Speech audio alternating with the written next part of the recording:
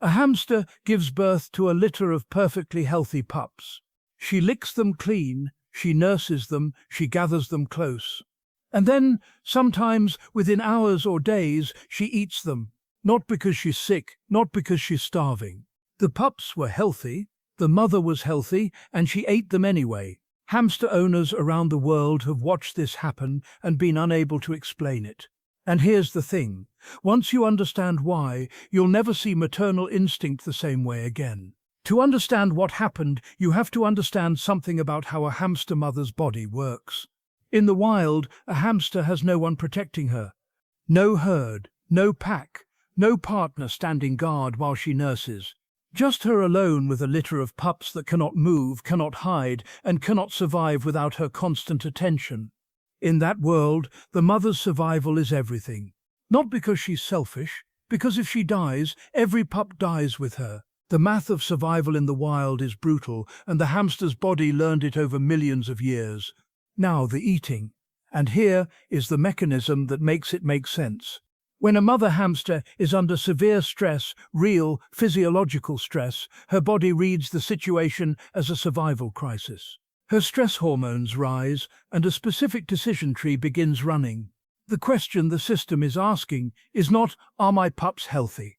The question is, can I keep them alive? And under enough stress, the answer the system returns is no. Not because the pups aren't worth saving, because the mother's body has calculated that in this environment, attempting to raise them will kill her, and therefore kill all future litters too. The calculus is cold, but it's not random. It's a system that evolved to protect the mother's reproductive future. Now, what actually triggers it? Because stress alone isn't enough. The first and most consistent trigger, the smell of a stranger. If a human has handled the pups before the mother has fully bonded with them, they carry a foreign scent. The mother's nose doesn't register them as hers. It registers them as something foreign that has entered her nest. The second trigger, overcrowding. A hamster in the wild will rarely survive raising more than she can reliably feed and protect.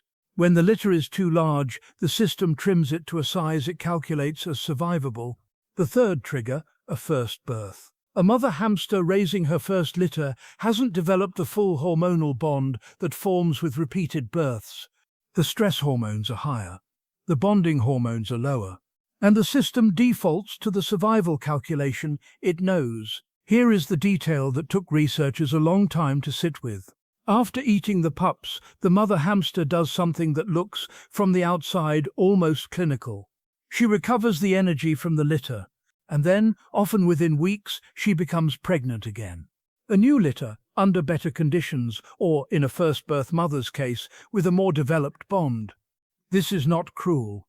It is a recycling system, the body refusing to waste a reproductive investment in conditions that would doom the entire attempt. The energy from the lost litter fuels the next one.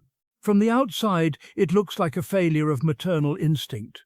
From the inside, from the perspective of evolution, it is maternal instinct working exactly as designed. Here is what that forces you to reconsider. We tend to think of maternal love as unconditional, as the one instinct that overrides everything else. The hamster shows us that maternal instinct is more complex than that. It isn't one thing. It's a calculation, constantly running, constantly weighing the cost of this litter against the possibility of the next. What looks like love, the licking, the nursing, the gathering clothes, and what looks like its opposite are both outputs of the same underlying system. The system's goal was never love this litter. It was survive long enough to raise a litter that makes it. That doesn't make what the mother does less remarkable. It makes it stranger and more complex than we assumed. Go back to that hamster from the beginning, licking her pups clean, gathering them close. What you were watching wasn't just tenderness. You were watching a system that has been running since long before she was born, assessing, calculating, deciding. In the moments when it keeps them, and in the moments when it doesn't, it is doing the same thing. Next time you watch any animal with its young, look at the tenderness. Then look closer. Underneath it, something ancient is running, something that has been making these calculations longer than any of us have been here to watch. If this changed how you see her, subscribe. We keep pulling apart the hidden systems behind the wild. I'm still out here watching. And the more I watch, the more I'm convinced that the simplest moments are hiding the most complicated ones. I'll see you in the next one. In the wild, a hamster's lifespan is short, typically 1 to 3 years.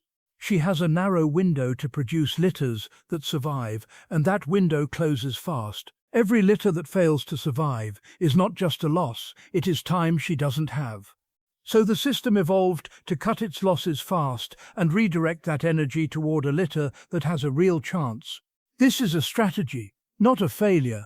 Now the chemistry behind the decision. When a hamster gives birth, her body floods with oxytocin, the same hormone associated with bonding and attachment across nearly all mammals. During and immediately after birth, oxytocin appears to open a brief imprinting window, a period where the mother is highly responsive to the specific scent of her pups. In that window, the pup's amniotic scent, combined with the physical contact of licking and nursing, gets encoded as hers. Once a pup is encoded, the bond is strong. But that window is narrow, and it's fragile. A pup that is handled by human hands before that encoding completes comes back smelling different. Not wrong, not dangerous, just not recognized. And a pup that is not recognized is not protected. Here is what captivity does to this system. In the wild, a hamster mother is disturbed by things that genuinely threaten her litter: predators, competing animals, environmental instability. Her stress system evolved to respond to real threats. In captivity, the threats are different. A cage cleaning, a loud noise, being moved to a new environment, a strange hand entering the nest. None of these are real predators, but the stress system doesn't know that. It reads the chemical signals of stress, elevated cortisol, disrupted scent environment, and runs the same ancient calculation it always has. The conclusion it reaches is the same one it would reach in the wild, under genuine threat. This is why experienced hamster breeders know: do not handle the pups for at least the first 2 weeks. Do not clean the cage. Do not move the mother.